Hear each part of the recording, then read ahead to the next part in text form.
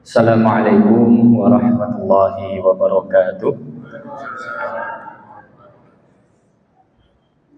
Alhamdulillah, alhamdulillah, tsumma alhamdulillah. Alhamdulillahilladzi hadana lihadza wa ma kunna linahtadiya laula an hadanallah. Alhamdulillahilladzi ja'alana minal muslimin وجعلنا من المؤمنين وجعلنا وأرشدنا إلى المحسنين. أشهد أن لا إله إلا الله وحده لا شريك له وأشهد أن محمدا عبده ورسوله لا نبي ولا رسول بعده. اللهم صل على محمد وعلى آل محمد كما صليت على إبراهيم وعلى آل إبراهيم وبارك على محمد وعلى آل محمد كما باركت على إبراهيم وعلى آل إبراهيم إنك حميد مجيد. رب اشرح لي صدري ويسر لي أمري واحلل عقدة من لساني يفقهوا قولي. اللهم علمنا ما ينفعنا وانفعنا بما علمتنا وزدنا علما وفهما مباركا صحيحا نافعا. أما بعد. Ingkang kula hormati pimpinan cabang Muhammadiyah Pekalongan Barat, pimpinan cabang Aisyah, pimpinan cabang Pemuda, dan juga pimpinan cabang NA, serta ortum-ortum yang lainnya, yang semoga semuanya saja kita berdoa Allah berikan rahmat, Allah limpahkan kasih sayang, Allah limpahkan keberkahan di dalam apa yang Allah titipkan dan Allah berikan kepada kita semuanya. Dan yang paling penting Bapak Ibu, semoga Allah Subhanahu wa Ta'ala senantiasa memberikan bimbingan dan petunjuk kepada kita, agar kita dapat senantiasa berada di atas jalan yang lurus, jalan yang diridhoi oleh Allah Subhanahu wa Ta'ala. Amin amin ya rabbal alamin. Kalau seorang hamba sudah ada pada jalan atau petunjuk Allah yang lurus, sudah selesai Pak urusan. Jalan yang lurus ini adalah sesuatu yang paling berharga untuk kita. Karena tanpa jalan yang lurus ini kita nggak akan sampai ke surga. Karena di dalam sebuah hadis Rasulullah pernah menggambarkan khatta Rasulullah sallallahu alaihi wasallam khattan. Rasulullah itu nate garis lurus. Wa khatta khattaini an yaminihi wa khatta khattaini an shimalihi. Rasulullah setelah menggaris lurus satu kali, kemudian Rasulullah menggariskan dua garis ke kanan, dua garis ke kiri. Apa maksudnya? Garis yang lurus ini adalah wa anna hadza sirati mustaqiman fattabi'u fala tattabi'us subula. Ini adalah jalan yang lurus, maka ikuti jalan ini. Sedangkan dua garis ke kanan dan dua garis ke kiri adalah gambaran banyaknya jalan yang dapat menyelewengkan seseorang dari jalan yang lurus. Maka ketika ditanya para sahabat, apa makna istiqomah? Maka sahabat Ibnu Mas'ud kemudian ingat dengan garis Rasulullah itu. Kemudian Ibnu Mas'ud mengatakan, tarakana Rasulullah sallallahu alaihi wasallam fi adna tarf fal jannatu a'laha. Jadi sahabat itu kalau ketemu Rasul perhatiannya luar biasa, Pak. Masalah garis saja itu diingat, Pak. Maka ketika ditanya apa arti istiqomah, kemudian menjawab Rasulullah meninggalkan kita, artinya Rasulullah meninggal, itu posisi kita, itu sahabat Pak yang matur Pak, bukan kita. Posisi kita itu adalah ada di ujung garis paling bawah, sedangkan surga berada di ujung paling atas. Artinya apa?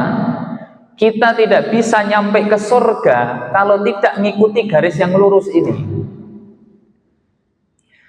Kalau kita ternyata ngikutinya garis yang kanan dan garis yang kiri, nyampe ke surga atau tidak? Maka ada sebuah perkataan luar biasa, ini sangat mengganggu. Apa? Jalan masuk surga itu banyak. Ngoten Pak? Nggih leres nggih? Itu benar Pak. Jalan banyak itu bukan berarti jalannya itu banyak. Enggak.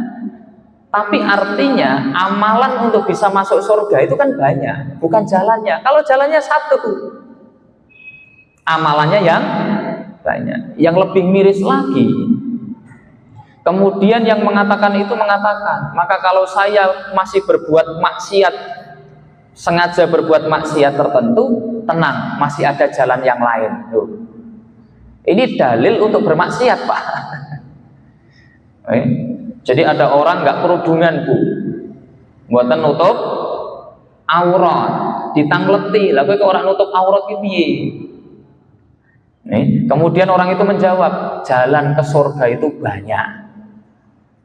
Itu berarti menjadikan dalil, apa jenenge? Jalan ke surga banyak untuk melakukan kemaksiatan. Oh ini menentang ini. Ya, maka dari itu Bapak Ibu, jalan yang lurus itu penting sekali untuk kita. Ya. Nah, pertanyaannya, kita tahu enggak jalan yang lurus itu yang seperti apa? Jenengan sudah yakin sekarang ini berada di Sirotol Mustaqim? Yakin betul Pak? Bu, yakin Bu, jenengan sampun wonten teng jalan sing lurus yang Allah sudah tentukan? Orang ragu-ragu bahaya nih. Yakin, bismillah. Yakin ya? Yakin. Bapak-bapak yakin betul Pak? Yakin. Tapi uniknya, ketika kita itu setiap hari membaca surah Al-Fatihah, kita itu kan minta kepada Allah, ihdinas siratal, ya Allah tunjukkanlah kami jalan yang lurus. Pertanyaannya, lah kok minta petunjuk? Jarine wis ning jalan yang lurus. Nah, maka ulama mengatakan bukan berarti ketika kita minta ya Allah tunjukkanlah kami jalan yang lurus, itu kita berada di jalan yang bengkok, bukan berarti seperti itu. Itu maknanya adalah kalau memang ya Allah saya berada di jalan yang tidak lurus karena kami tidak tahu, maka tunjukkanlah ya Allah. Kalau sudah berada di jalan yang lurus, maka istiqomahkan ya Allah. Jangan kita sampun istiqomah temu dereng Bapak Ibu. Dereng. Lho kok urung kabeh iki piye? Sampun nggih? 100% apa dereng? Setiap orang tidak akan mungkin bisa istiqomah 100%. Ini yang ngomong bukan saya, yang ngomong Rasulullah. Dalam satu sisi kita diminta untuk istiqomah, tapi dalam satu sisi Rasulullah sendiri yang membatalkan manusia tidak mungkin istiqomah 100%. Unik Pak.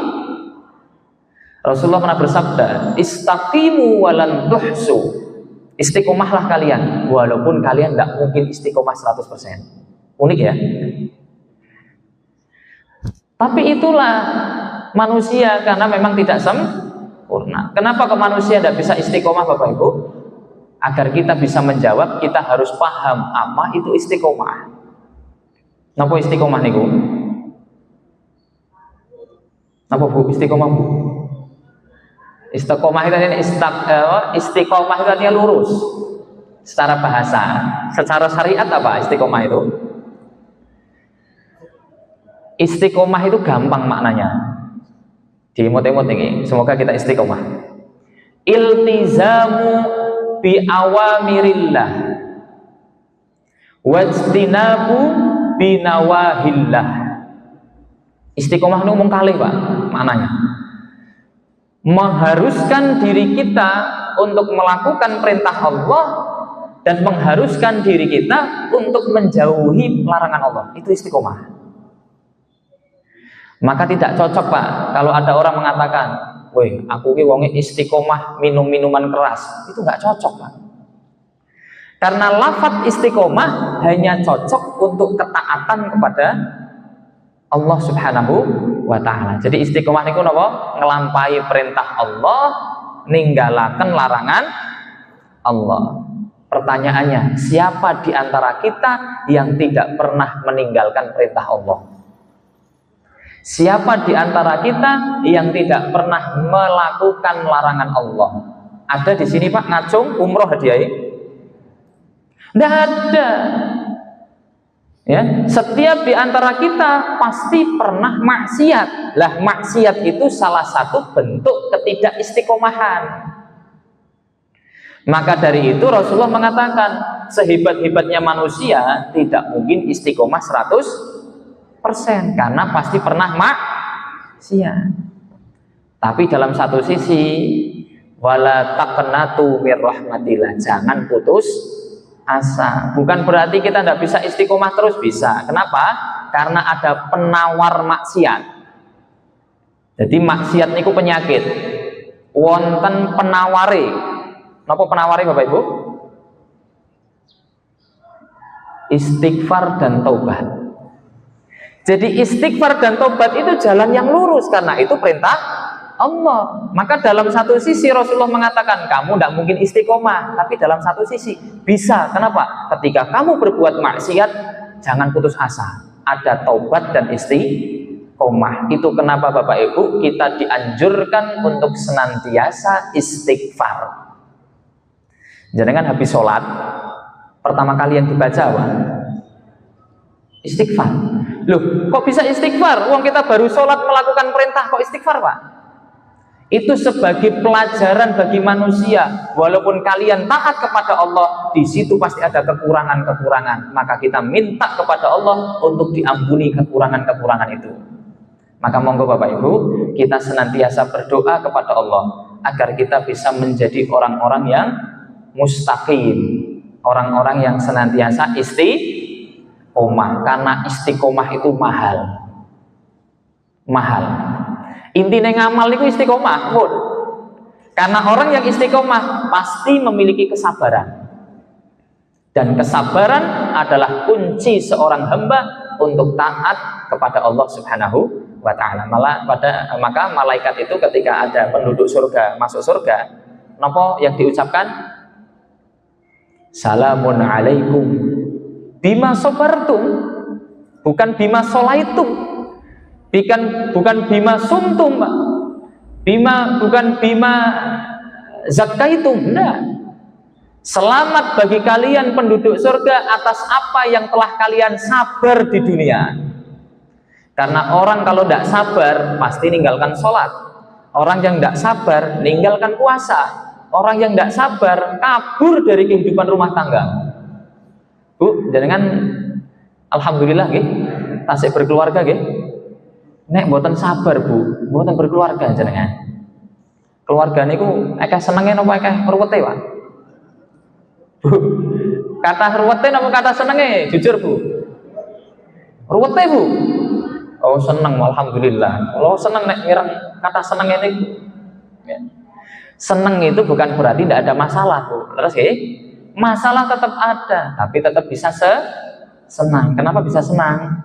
Karena memiliki kesabaran, memiliki keimanan. Maka Bapak Ibu, di awal ini kami mengajak untuk senantiasa meminta kepada Allah agar Allah menunjukkan kita berada di jalan yang lurus dimanapun dan kapanpun.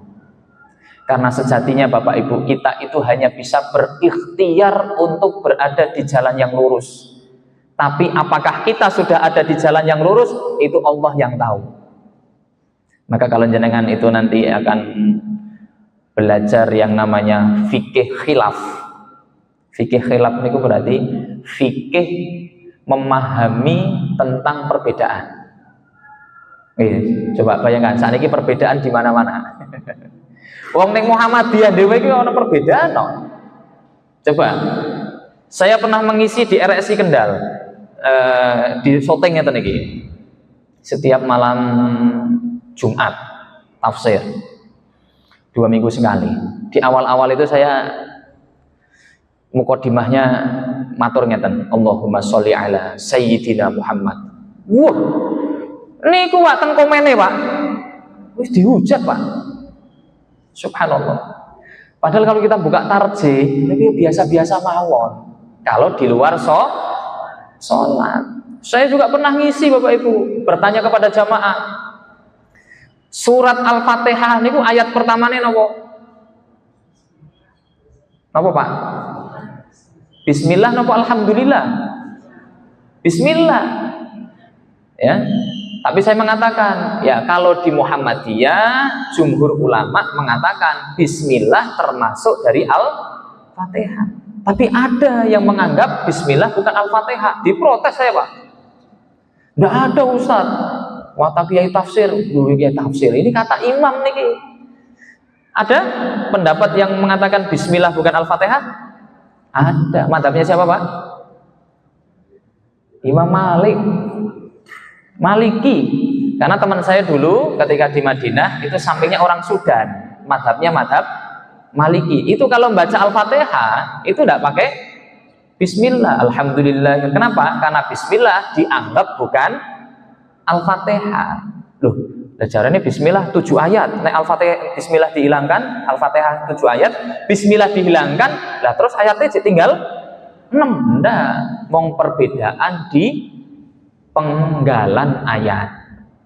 Ya, maka Bapak Ibu yang dirahmati Allah, perbedaan itu di mana-mana, maka butuh ilmu. Lah agar kita bisa menyikapi perbedaan dengan baik, apa? Kita harus tahu yang namanya macam-macam khilaf atau perbedaan, tapi bukan di sini tempatnya. Kami cuma ingin mengajak, monggo berdoa di situasi yang sangat luar biasa, fitnah yang gampang sekali masuk ke dalam diri kita. Kemudian wasilah-wasilah atau jalan fitnah itu gampang sekali, maka kita berdoa kepada Allah, ya Allah, ihdinas siratal mustaqim, ihdinas siratal mustaqim, tunjukkanlah Allah saya jalan yang lurus. Semoga yang kami sedang lakukan ini adalah merupakan jalan yang lurus. Ini penting sekali untuk kami sampaikan. Yang kedua, salawat serta salam senantiasa kita sampaikan. Jangan nyampaikan salam kepada siapa Pak? Kepada Allahumma. Tadi kepada Allah Subhanahu wa Ta'ala. Untuk siapa? Nabi Muhammad. Jadi sholawat itu kan dongo. Nek dongo tidak boleh kepada Nabi Muhammad. Dongo ini teng sinten? Allah. Dong katanya saja Allahumma sholli.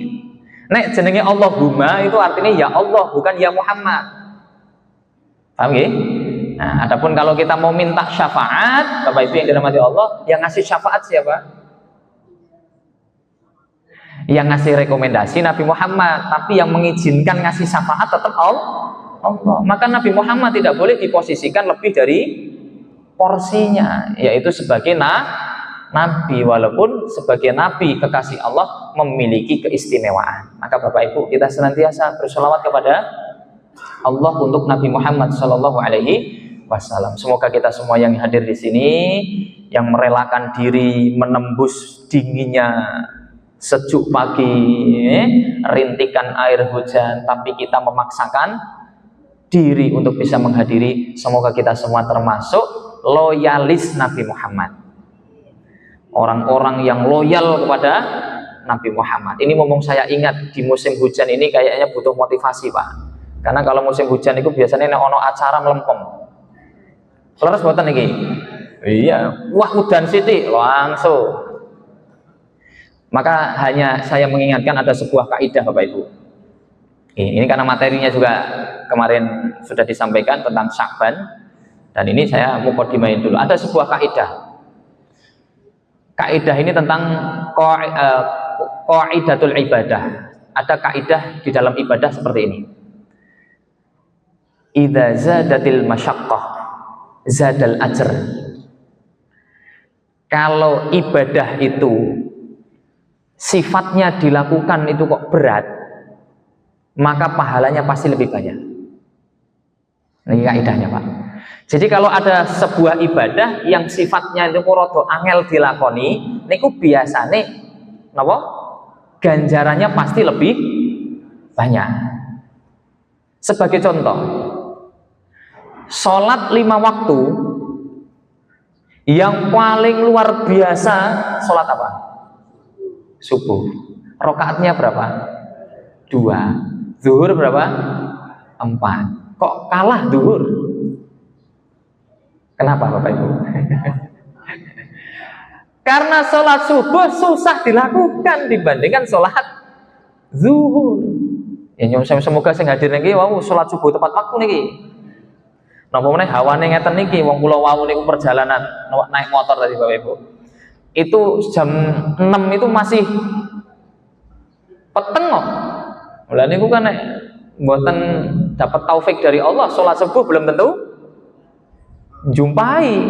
Ya, artinya jumpai ke masjid bagi lagi lah yang tadi kok kelewat sholat subuh di masjid ya berdoa semoga Allah tunjukkan dan bimbing kemudian hari terus bisa sholat subuh berjamaah.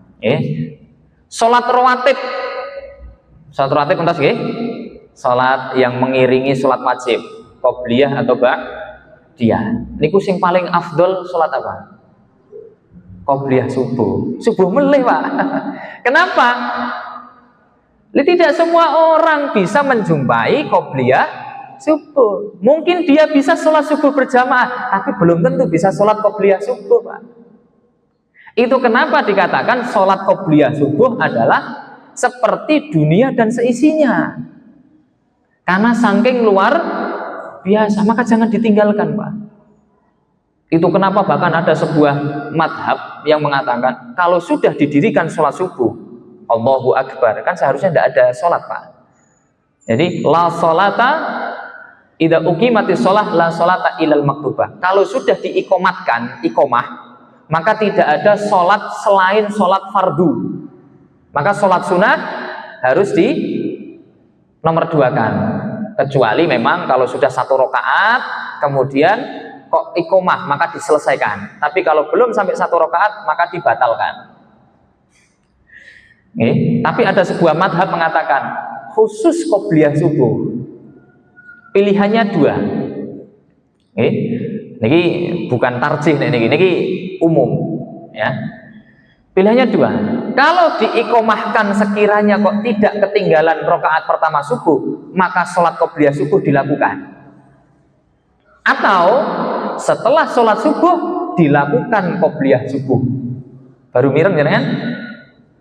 Ada, Pak, kami di Madinah wonten sudah sholat subuh, di belakang masih sholat qobliyah, Pak. Karena biasanya kalau di Madinah sholat subuh niku bacaannya panjang, gitu. Memang sunnahnya kalau sholat subuh bagi imam membaca ayat yang panjang. Nek teng Indonesia yo dereng mesti kuliah nek ora ad-duha, itu sunnahnya maka dilakukan dulu. Atau biasanya ada setelah assalamualaikum warahmatullah. Wonten sing ngadeg, Pak. Bukan sholat ba'diyah itu.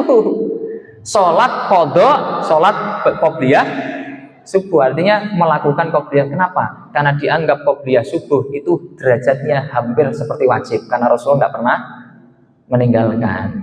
Nah, nek dewi kok gampang-gampangan meninggalkan, lah niku yo eman-eman. Eman. Maka Bapak Ibu yang dirahmati Allah Subhanahu wa taala, ya semoga kita semuanya menjadi loyalis Nabi Muhammad. Maka ketika dalam keadaan hujan, jenengan ngaji pas udan kalih ngaji pas terang abot pundi? Bu, abot pundi, Bu? Abot pas udan. Maka ingat kaidah tadi. Semakin ibadah berat dilakukan, maka pahalanya semakin gede. Maka kalau jenengan kok ngaji posisi udan, insya Allah pahalanya luwih kathah. Karena Allah mengatakan la yudhi'u amalal amil. Allah tidak akan pernah menyia-nyiakan perbuatan hambanya. Faman ya'mal mithqala dzarratin khairan yarah wa may ya'mal mithqala dzarratin syarran yarah. Sekecil semut gula, dzarrah niku sakjane kalau zaman dulu niku artine semut sing paling cilik. Semut apa? Niku lho semut gula sing mlayune buanter niku lho Pak. Napa niku? Kula mboten ngerti arti napa sebutane, tapi niku semut niku. Cuma kalau sekarang memang dzarrah itu diartikan ada biji jagung, ada biji sawi. Tapi asal mulanya pas turun wahyu itu, dzarrah itu artinya napa? Semut sing niku mlayune banter niku, sing paling cilik niku lho. Nah niku. Yang kecil yang kadang nggak kelihatan saja Allah pasti akan ganjar. Maka Bapak Ibu, kalau nanti ada hujan selama tidak darurat, bismillah mangkat. Kenapa? Sing dibayangke ampun, waduh udanan mboten. Wah iki pahalane akeh iki. Mboten. Maka kalau ada orang duwe duit, duitnya mepet, kok dia masih sedekah, itu belum tentu Pak. Pahalanya lebih kecil dibandingkan duit sing turah-turah sedekah 1 juta. Belum tentu. Teng mriki wonten mboten kotak infak hari Jumat Bapak Ibu isine 1 juta gepok wonten takmir iki wonten mboten Pak ning kotak infak isine 1 juta pol-pole 100.000 napa 200.000 padahal saya yakin ada orang yang mampu Pak sedekah 1 juta itu kenapa enggak ngasih. Nah itu pertanyaan masing. Padahal ada yang mampu, saya yakin di Pekalongan ini pasti ada yang mampu Pak. Sedekah hari Jumat langsung 1 juta. Itu saya yakin ada yang mampu dan banyak. Tapi kenapa tidak terjadi? Setiap saya ngisi saya tanya, tidak ada yang pernah jawab pernah Pak. Tidak ada. Ya maksimal itu 300, 500.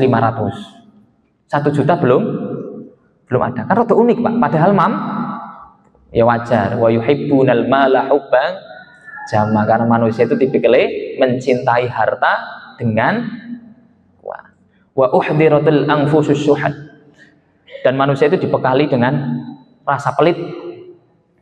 Jadi pelit itu adalah sifat dasar yang Allah berikan kepada manusia. Maka dasar orang memberikan sesuatu itu sakjane abot sakjane, tapi kenapa ada orang yang enteng? Karena sudah terbiasa. Maka di dalam kitab Al-Munabbihat 'alal Isti'dad Yaumil Ma'ad karya Al-Imam Al-Hafidz Ibnu Hajar Al-Asqalani, beliau meriwayatkan ada 3 hal yang akan menghancurkan manusia, yang membinasakan manusia. Yang pertama apa? Syuhun muta', pelit yang dituruti. Kenapa pelit yang dituruti? Karena manusia itu dibekali pelit. Tapi kalau dituruti terus, ciloko. Siapa yang di sini seneng sama orang pelit? Angkat tangan Bu. Orang pelit pun tidak senang sama orang pelit. Percaya? Wong pelit, orang senang karo wong pelit, maka orang pelit itu pasti akan tertutup kebaikannya. Orang berilmu kok pelit, ketutup Pak keilmuannya. Orang kaya kok pelit, ketutup kekayaannya. Jadi pelit itu adalah sesuatu yang salah satu yang dibenci oleh manusia. Maka Bapak Ibu yang dirahmati Allah, saya sekali lagi mengingatkan, karena ini musim hujan, maka kalau ketika ada acara kok hujan, selama itu memang tidak mendatangkan mudarat yang sangat luar biasa, ingat tadi, ini pahalanya lebih banyak. Sehingga yo mangkat ngaji ini alhamdulillah rodok kathah niki. Padahal Ustaz Isa ngabari, Ustaz ngesuk nek rodok sithik ngapurane yo santai wae. Wah akeh ternyata niki. Ternyata banyak, alhamdulillah. Nah Bapak Ibu yang dirahmati Allah, di waktu yang tidak lama ini saya akan menyampaikan sedikit saja tentang tema yang disampaikan Ustaz Isa kepada saya. Napa? Akidah dan ibadah di bulan Sya'ban. Jenengan mireng ngeten niku kira-kira isinya tentang apa? Akidah dan ibadah di bulan Sya'ban. Nek bulan Sya'ban saya kira jenengan sudah memprediksi. Napa? Teng bulan Sya'ban niku amalan yang identik apa biasanya? Nisfu Sya'ban. Puasa. Bapak Ibu yang dirahmati Allah, Ini karena waktunya tidak lama dan saya juga nanti izin mungkin karena nggak sampai selesai karena saya harus ngisi materi BAD di Banyu Putih setelah ini jam 8. Jadi ini jam 7 lagi. Jam 7. Nah, perjalanan kan sejam, Pak. Nah, ini terus maka ya jam 7.15, jam 7.30 lah. Pol-polin itu saya izin harus pergi. Nah, Bapak Ibu yang dirahmati Allah, materinya itu adalah temanya akidah dan ibadah di bulan Sya'ban. Sebenarnya itu tidak ada bedanya. Mau di Ramadan, mau di Sya'ban, mau di apa boleh. Itu sebenarnya amalan orang Muslim itu aja, Pak. Kalau jenengan cermati ya. Sebagai contoh, bulan yang paling istimewa bulan apa? Ramadan, sepakat? Sepakat, Pak. Ojo ragu-ragu. Bulan Ramadan adalah afdolus syuhur, bulan yang paling mulia. Itu ijma' ulama.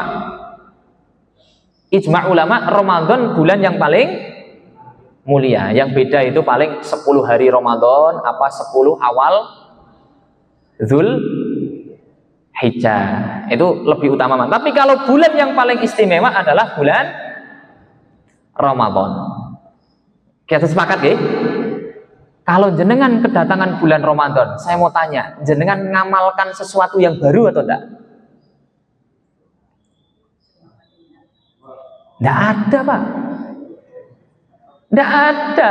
Puasa, ada puasa Senin Kamis, puasa Daud, mong bedone setiap tapi sama puasa. Taraweh, jenengan qiyamul lail mboten? Nek mboten ya ora bedane memang. Tapi kalau kita qiyamul lail ya biasa. Sedekah biasa, baca Quran biasa, Pak. Sama. Di bulan Sya'ban itu juga gak jauh-jauh beda. Sama saja, puasa. Napa malih? Baca Quran. Sedekah, sama saja. Apalagi akidah, Pak. Ya akidah kan gitu-gitu aja. Ya sudah, saya pernah dulu mengatakan di sini yang di pertama kali saya ngisi tentang akidahnya Muhammadiyah. Akidah Muhammadiyah ini akidah apa? Akidah Islam. Sudah jelas sekali di ADART atau di matan keyakinan ketika Muhammadiyah mendeklarasikan dirinya adalah gerakan Islam dan dakwah amar ma'ruf nahi mungkar. Berakidah Islam. Jelas, Pak, berakidah Islam. Nah, akidah Islam itu apa? Masih ingat? Apa, Bu? Rukun iman. Itu akidah Islam, Pak. Akidah Islam itu rukun iman. Iman kepada Allah, iman kepada malaikat sampai qada dan qadar. Maka kalau ada seseorang yang mengatakan rukun imannya kok 5 atau 7, itu berarti sudah keluar dari akidah Islam. Wonten sing mengakui 7 rukun iman? Ada. Napa, Pak? Syiah. Ya. Pokoknya kalau bukan 6 ya berarti bukan akidah Islam. Akidah Islam ada. Jadi sebenarnya kalau temanya akidah dan ibadah di bulan Sya'ban sebenarnya sama saja. Mun rampung materi itu, Pak. Rampung materi. Cuma bedanya Bapak Ibu bukan di amalannya, di perhatian kita, di sudut pandang kita, itu saja. Kemarin Bapak Ibu, subhanallah, kalau kita berbicara tentang bulan Sya'ban, itu tidak jauh-jauh dari hadis yang diriwayatkan oleh Imam Nasa'i, diriwayatkan oleh sahabat Usamah bin Zaid ketika bertanya kepada Rasul, wahai Rasulullah, saya itu melihat kamu di bulan Sya'ban kok seolah-olah tidak pernah puasa selain bulan Ramadan yang lebih banyak di bulan Sya'ban. Ditanya, ya, Rasul jawab apa? Bapak Ibu, bulan Sya'ban adalah bulan yang dimana manusia banyak melalaikannya. Kenapa? Karena dia di antara bulan Rajab dan bulan Ramadan. Kenapa bulan Rajab dan bulan Ramadan? Nek bulan Ramadan sudah jelas, Pak. Nek bulan Rajab, napa? Ada Isra Mi'raj. Sehingga kan ada sesuatu yang dihadirkan untuk mengingat bulan Rajab. Lah di bulan Sya'ban ada apa? Tidak ada. Maka dari itu bulan Sya'ban kata Rasulullah adalah bulan yang dimana manusia banyak melupakan atau lalai terhadapnya. Itu bulan Sya'ban. Wa turfa'ul a'malu indallah, dan amalan-amalan hamba itu diangkat oleh Allah di bulan Sya'ban. Itu kenapa ada di masyarakat puasa nisfu Sya'ban. Ya, walaupun ada perlandasannya hadis, walaupun hadisnya kalau di kami, di kita ditarjih tidak dikuatkan, artinya didhaifkan, maka tidak dijadikan sebagai landasan. Ya. Salah satunya kenapa kok 15 atau nisfu Sya'ban? Karena diyakini 15 nisfu Sya'ban itu sampai terakhir ini adalah pengangkatan amal manusia. Maka Rasulullah mengatakan, apakah saya tidak boleh ketika amal saya itu diangkat, saya menginginkan saya sedang keadaan berpuasa? Itu jawabannya Rasulullah. Jadi Rasulullah tahu di bulan Sya'ban adalah bulan diangkatnya catatan-catatan amal manusia, dan amal manusia itu disebut oleh Allah Subhanahu wa Ta'ala. Kenapa disebut? Bukan berarti Allah itu tidak tahu amalan kita, enggak, tapi agar kita itu bangga, Pak. Coba jenengan kalau misal ada tamu Pak Prabowo, seneng mboten? Luwih seneng tamune Pak Prabowo atau Pak Haidar Nasir? Ayo ya. Wani jawab mboten? Wani Bu? Pak sinten? Lah nek Pak Jokowi. Waduh lho kosong. Ya. Misalnya presiden kita datang ke sini, ternyata nama saya disebut.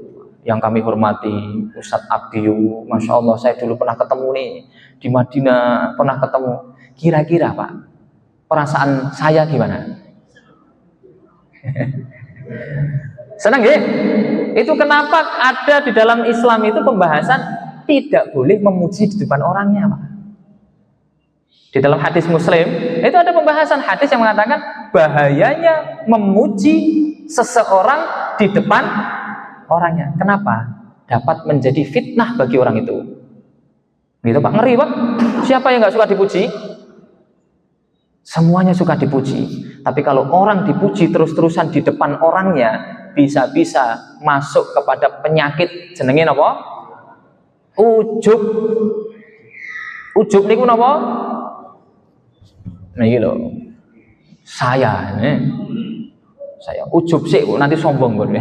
Ujub itu artinya menganggap diri kita itu baik, lebih baik dibandingkan yang lainnya, itu masuk ke sombong. Maka nyuwun sewu, kalau mau muji niku yo ana syariate jebule.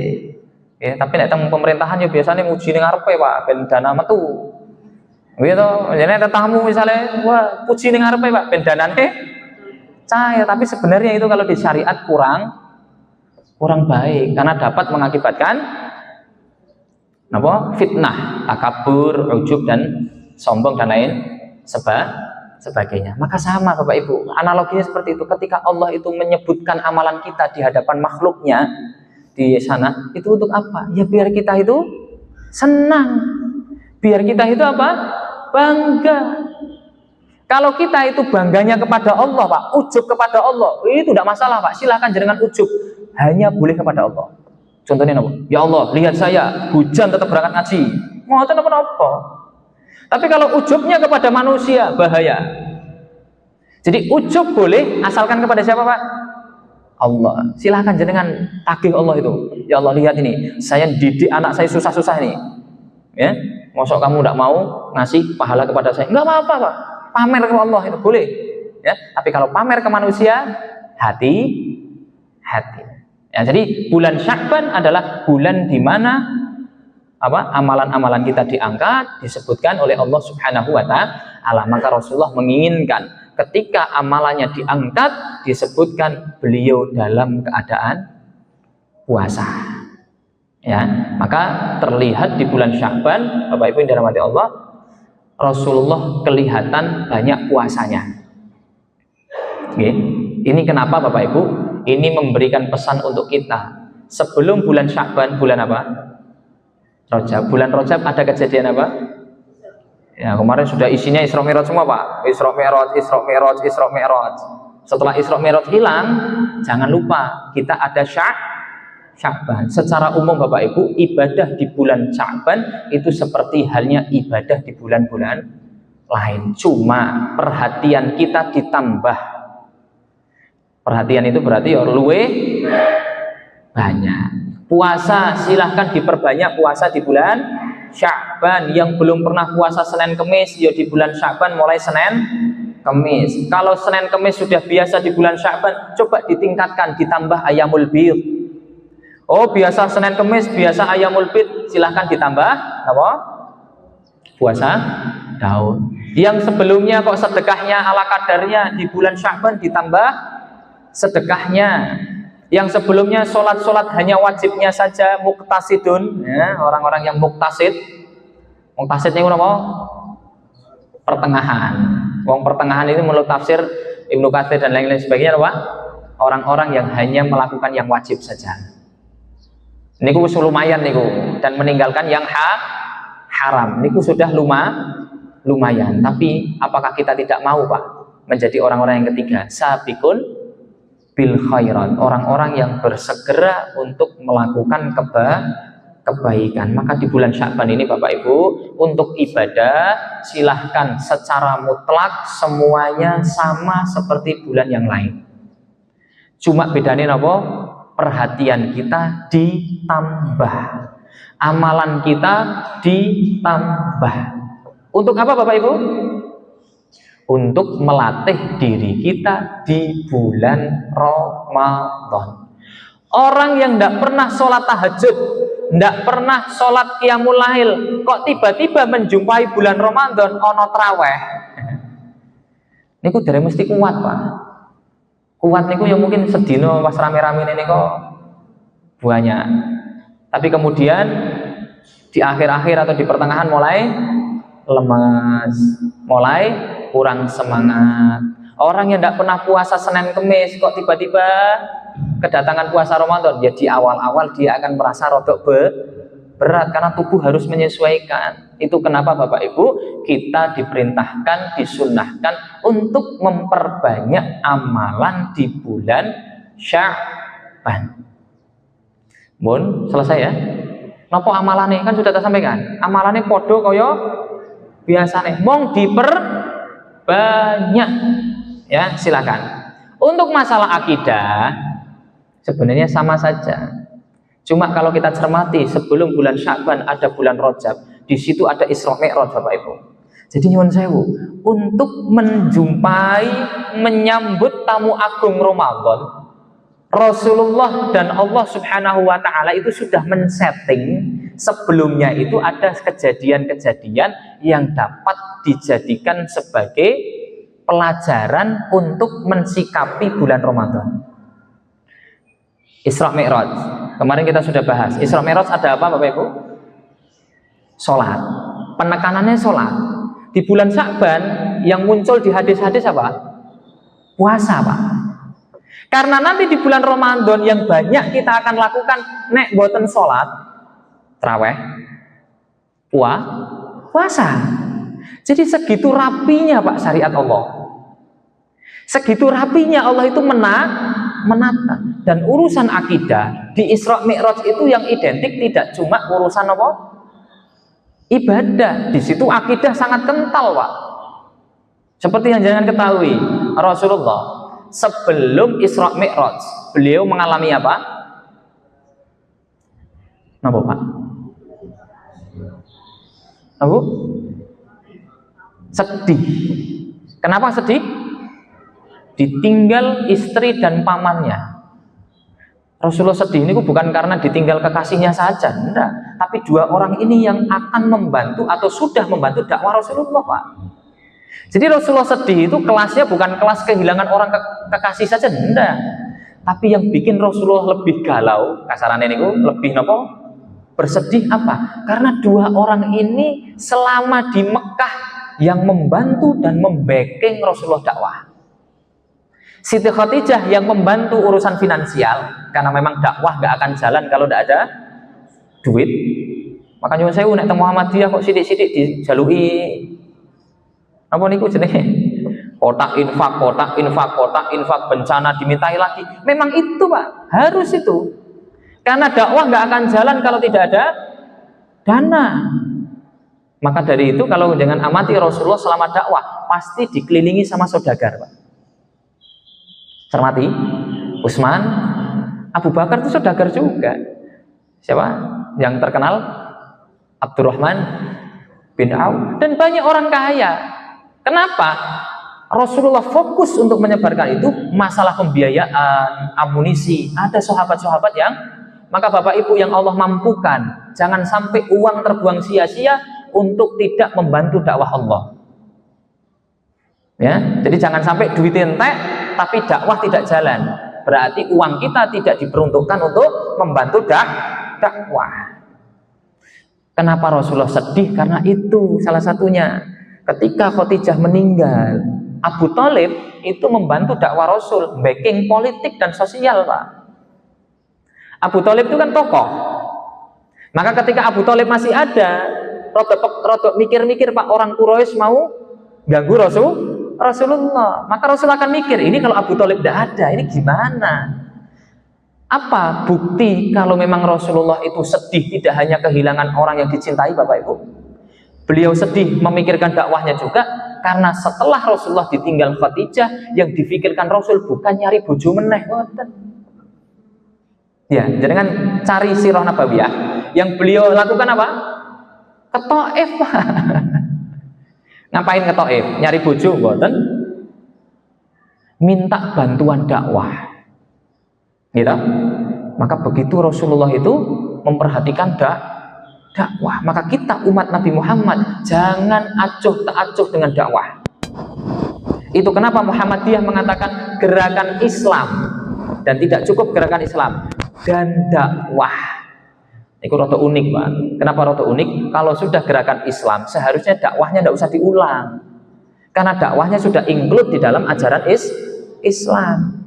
Tapi kenapa kok diulang? Agar penekanan, wahai orang-orang yang ada di pimpinan Muhammadiyah, semangatnya bukan semangat politik, semangatnya semangat dakwah. Semangatnya bukan semangat ekonomi, semangatnya semangat dakwah. Ekonomi, politik, pendidikan, dan lain sebagainya, itu semua sarana dakwah. Tapi semangatnya semangat dakwah. Dan ada penekanan lagi, kalau sudah ada dakwah, ditambah lagi amar ma'ruf nahi mungkar. Nek sudah ada dakwah seharusnya amar ma'ruf nahi mungkar masuk Pak. Kenapa diulang lagi? Karena untuk memberikan penekanan ketika kita berdakwah tidak hanya mengajak kepada kebaikan saja, tapi juga menghalangi keburukan. Luwih angel ngajak sing apik napa luwih angel ngalangi sing elek? Jenenge nglarui wong sing disenengi kon rampungke niku kan potensi kena akibat. Tapi kalau ngajak yang baik saja lebih gampang Bapak Ibu. Maka semangat dakwah dari Isra Mi'raj itu sebenarnya harus menguat. Karena Rasulullah sebelum Isra Mi'raj beliau meminta bantuan dakwah. Dapat bantuan atau tidak? Tidak. Orang dibantu malah dicelakai Pak Bu, dinyek, dianggap gila, dilempari batu sampai malaikat Jibril malah marah itu, dan malaikat penunggu apa sih ini gunung. Walau mau saya timpakan itu ke penduduk saking kurang ajarnya. Sedih enggak Bapak Ibu? Oh, sedihnya luar biasa. Apa yang bisa kita ambil? Jadi kalau jenengan ngalami kesedihan, itu ya wajar, karena Nabi Muhammad juga sedih. Maka kalau jenengan kok matur, ojo sedih, ora iso Pak. Manusia itu pasti pernah merasakan sedih. Sedih niku napa? Perasaan menyikapi sesuatu yang sudah berlalu. Kalau takut, perasaan menyikapi sesuatu yang belum terjadi. Jadi takut dan sedih itu potensi manusia ada di situ. Maka dari itu Bapak Ibu, ketika Rasulullah pulang dari Isra Mi'raj, Rasulullah pulang dari Taif, Rasulullah Isra Mi'raj. Berarti posisinya Isra Mi'raj itu sebagai apa? Hiburan bagi Rasulullah. Hiburannya Rasul napa? Isra Mi'raj. Nek jenengan hiburannya tempuh tipu. Cek sumpek ngumbahi terus, masak terus, jangan hiburannya tipu-tipu. Matahari, tipu-tipu Pak biasanya Pak. Dieng, Guci, Masya Allah. Rasulullah Isra Mi'raj itu hiburannya tipu-tipu. Masjidil Aqsa, kemudian ke Sidratul Muntaha, Baitul Ma'mur, ke langit yang ketujuh.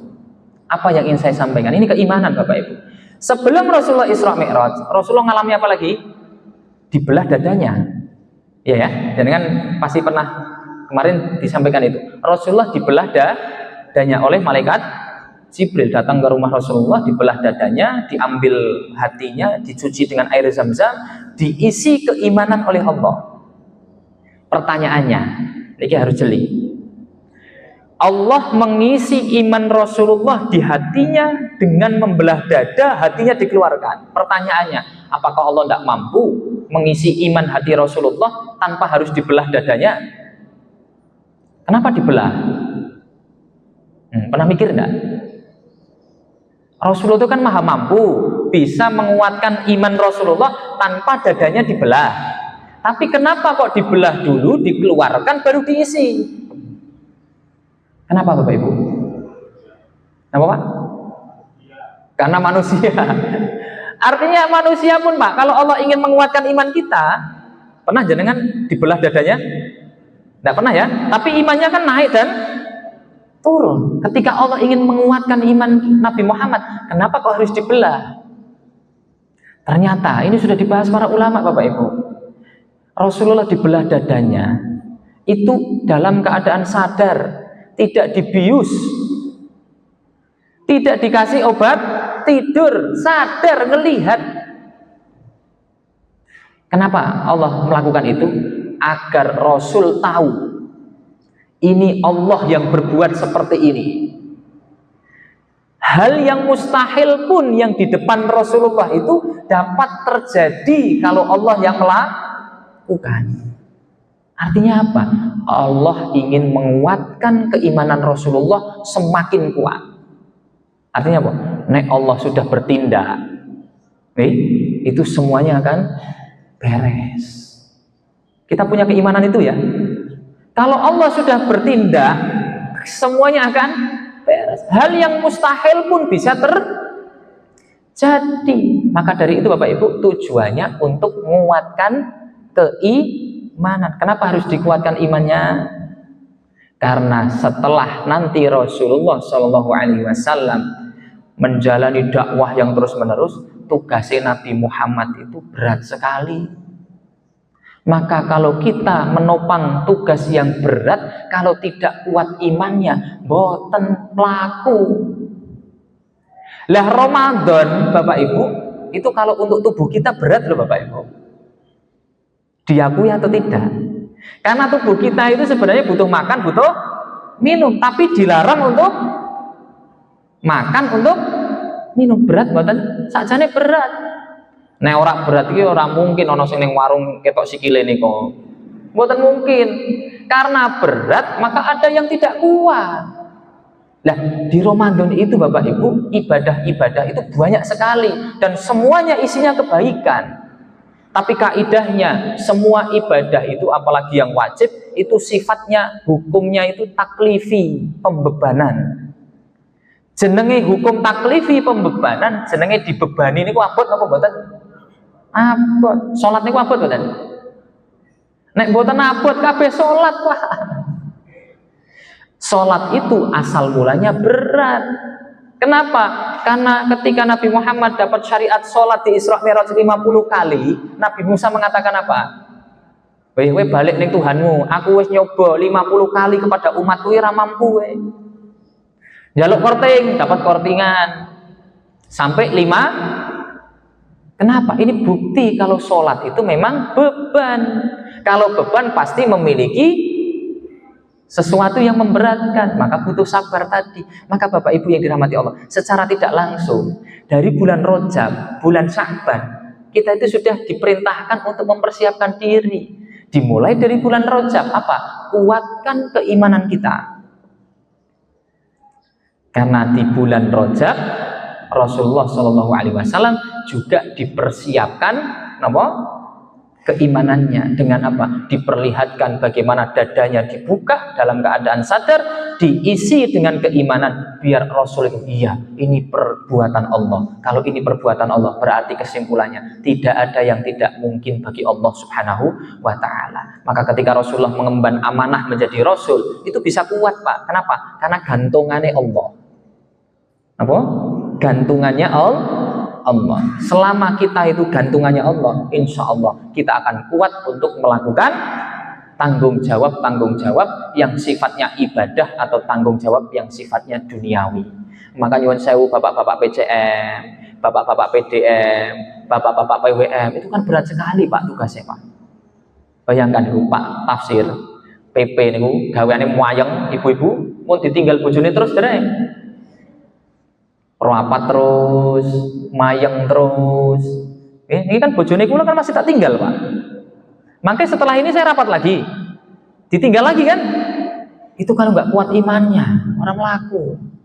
Maka iman ini penting sekali Bapak Ibu yang dirahmati Allah Subhanahu wa ta'ala. Maka dari itu kuatkan iman. Ya. Nah, nanti kalau pembahasan akidah ya sebenarnya panjang sekali. Apa itu iman? Iman itu apa? Apa Bu? Aminah, artinya percaya. Itu secara bahasa. Tapi secara syariat lebih lengkapnya adalah iman itu meyakini di dalam hati, mengikrarkan di dalam lisan, kemudian apa? Mengamalkan dengan perbuatan. Tapi kaidahnya niki ya semoga jenengan bisa nyerap dengan baik. Kalau kata-kata iman itu kan kita pilih makna yang lengkap lah. Iman itu dimaknain apa? Meyakini di dalam hati, mengucapkan dengan lisan, mengamalkan dengan perbuatan. Maka Islam itu harus terdiri dari tiga ini. Wong percaya Tuhane Allah, tapi ucapannya kacau Pak. Menyelisihi apa yang Allah cintai, dipertanyakan keimanannya. Orang yakin Tuhannya Allah, tapi tidak pernah mengucapkan syahadat, masuk Islam enggak? Orang mengucapkan syahadat, tapi dia hanya main-main, tidak meyakini di dalam hati, masuk Islam? Maka namanya iman itu mencakup seluruh aspek, yo hati, yo lisan, ya perbuatan, amalan. Cuma nanti akan terkendala ketika jenengan menghadapi ayat-ayat yang dimana disebutkan antara iman dengan amal. Jari ini iman itu amal, tapi kenapa kok dipisahkan antara iman dan amal? Seperti contohnya di surah Al-Asri, Al-Asr. Apa lagi? Wah, paling surat favorit tuh. Wal asri innal insana lafi khusrin illal ladzina amanu wa amilus solihat wa tawassaw bil haqqi illal ladzina amanu iman wa amilus solihat. Cari iman ki amal soleh, tapi kok kenapa disebut dua kali? Maka ada sebuah kaidah di dalam ilmu akidah itu, iman dengan amal soleh itu kalau disebut sendiri-sendiri, tahu Ibu? Contohnya disebut kok cuma iman, berarti artinya yo percayaan, yo lisan, ya perbuatan. Tapi kalau iman digandengkan dengan amal soleh, berarti iman itu artinya keyakinan. Paham sih? Maksudnya berarti kalau di dalam surah Al-Asr illal ladzina amanu berarti yang percaya, ngimani ning jero ati, wa amilus sholihat dan melakukan amal soleh sebagai konsekuensi dari keimanan. Maka Bapak Ibu yang dirahmati Allah, untuk menyambut bulan Ramadan bersihkan hati kita. Kuatkan keimanan kita. Karena iman letaknya di dalam hati, maka jaga hati kita, jangan sampai rusak. Pripun cara nih menjaga hati biar nggak rusak? Apa Bu? Istiqomah. Istiqomah dalam hati. Kebaikan, istiqomah itu pasti baik. Tapi untuk menjaga hati biar sehat, tidak rusak Bapak Ibu, selain kita ngamal yang baik-baik, jauhkan dari yang merusak hati. Oke.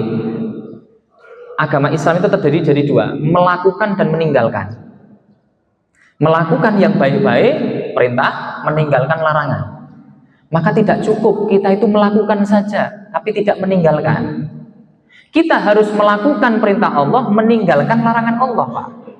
Maka ketika hati kita ingin baik, maka lakukan ketaatan dan juga tinggalkan sesuatu yang dapat merusak hati. Saya kasih secara singkat saja. Sesuatu yang akan merusak hati menurut Ibnul Qayyim Al-Jauziyah ada 5. Ini hati-hati banget ini. Dan 5 ini kalau bisa nanti Ramadan datang dari bulan Sya'ban ini, jangan didekati, Pak. Latih hati kita agar tidak rusak dengan menjauhi 5 hal ini. Dan 5 hal ini bukan sesuatu yang haram. 5 hal ini sesuatu yang mubah, tapi dapat merusak hati. Yang pertama, nek buatan nyatet silahkan diingat-ingat. Insya Allah nanti kalau ketemu lagi tak tanya. Yang pertama, fudulul khultah, terlalu banyak serawung. Rada aneh, Pak. Saya baca ini rada aneh. Serawung ini bukannya bagus ya, silaturah. Tapi kenapa kok dapat merusak hati? Di situ kata-katanya bukan kathratul khultah, boten, fudul. Fadlun, fudul itu apa? Kelebihan, Pak. Fadlul ma berarti kelebihan air. Fadlul wudu berarti sisanya air wudu. Terlalu banyak serawung. Bu, Pak, kita sing kakean serawung iki bapak-bapak ibu-ibu nih. Kenapa kok kebanyakan serawung dapat merusak hati? Saya mau tanya, ketika jenengan kebanyakan serawung, sidik-sidik kumpul, pada orang-orang yang dibahas, yang dibicarakan apa? Iya, Ustaz, tapi kan rapat, silahkan rapat. Tapi setelah selesai rapat, biasanya sih diomongin apa, Pak? Rawan sesuatu yang kita bicarakan adalah qaulun la yanfa', perkataan yang enggak bermanfaat. Contoh perkataan yang enggak bermanfaat itu apa? Kayak kenapa yo? Kayak kenapa niku sudah enggak bermanfaat itu Bapak Ibu. Kayak kenapa kayak si Tupiem kok orang ngaji misalnya. Kalau niatnya bertanya seperti itu untuk menyelesaikan masalah si Tupiem, bagus, Pak. Kenapa Tupiem kok orang ngaji? Apa duwe utang? Ayo bantu nyari utang, bagus. Tapi kalau hanya kait Tupiem kenapa? Hanya memuaskan keingintahuan, layan fa, tidak manfaat, Pak. Jadi kalau jenengan pengen tanya kabar orang, pastikan ada manfaat di situ.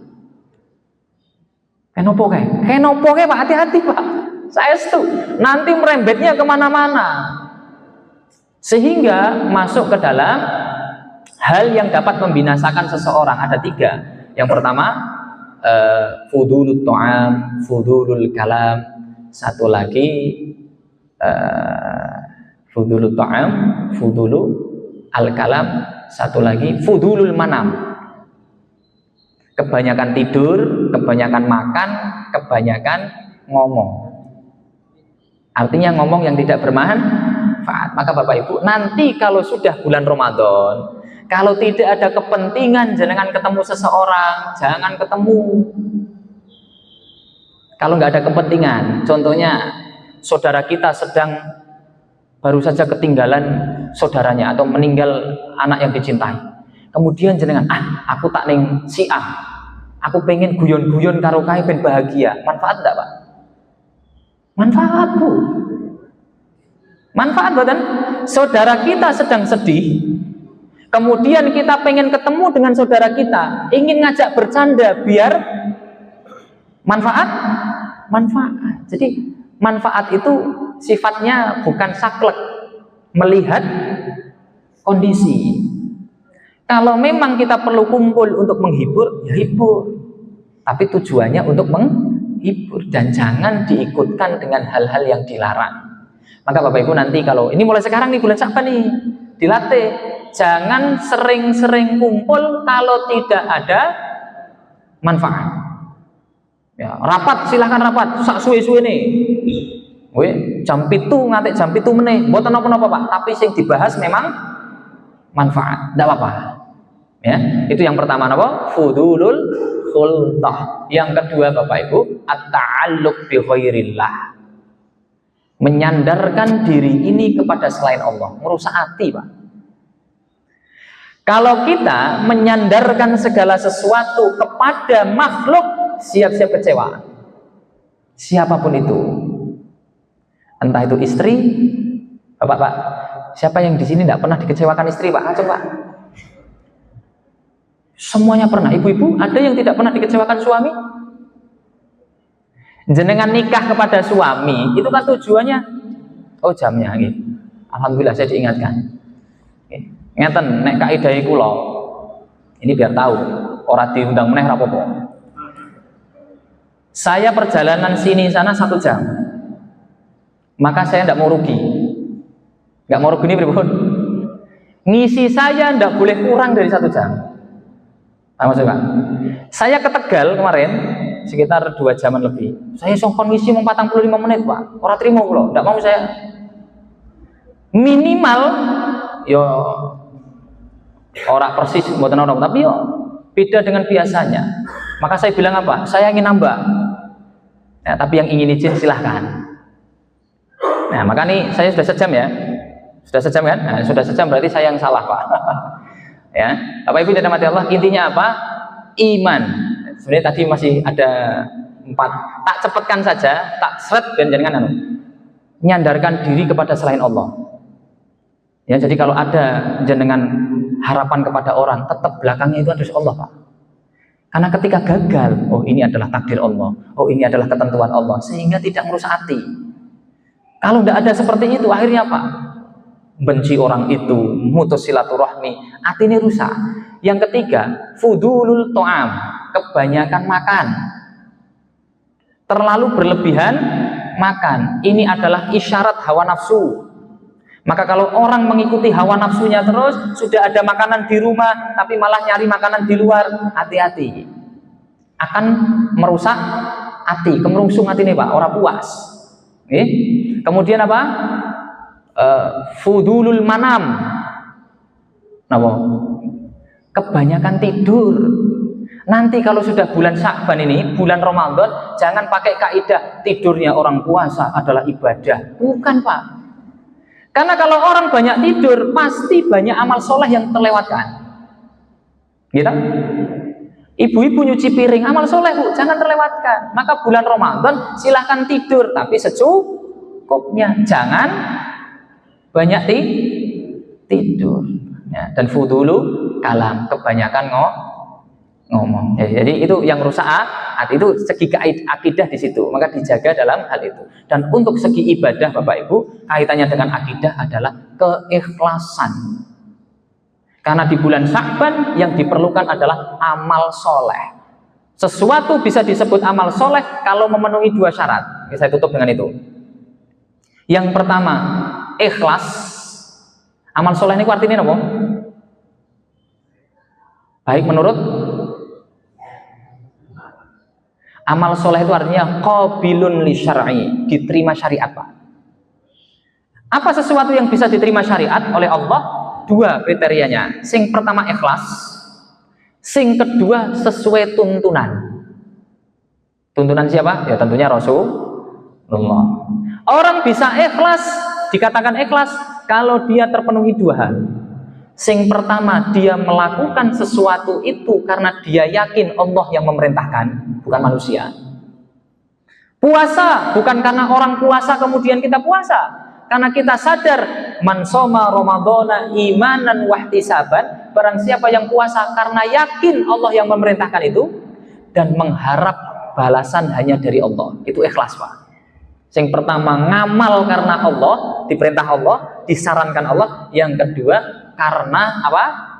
Mengharap balasan hanya dari Allah. Maka kalau jenengan nanti kok ingin takjil, niatkan untuk Allah. Ketika takjilnya kok dipisui, dipisui ini kok dielek-elek, ya nggak usah marah, karena kita hanya mengharap balasan dari Allah, bukan ngarep balasan dari orang yang menerima takjil kita. Ini penting dijaga di bulan Ramadan, latih di bulan Sya'ban. Silahkan Bapak Ibu puasa, sedekah diikuti dengan keikhlasan dan tuntunan dari Rasul. Maka tuntunan dari Rasul di bulan Sya'ban memperbanyak apa?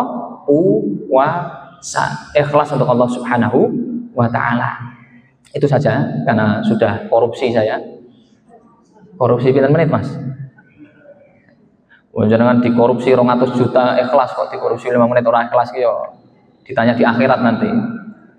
Ndak, ini apa namanya? Memang nek disampaikan kabeh mboten rampung-rampung, Pak. Ngapunten nggih nek kesana kesini karena ketemunya enggak sering. Jadi nek ketemu kok bahas satu tok koyone kok eman-eman. Jadi beberapa enggak apa-apa.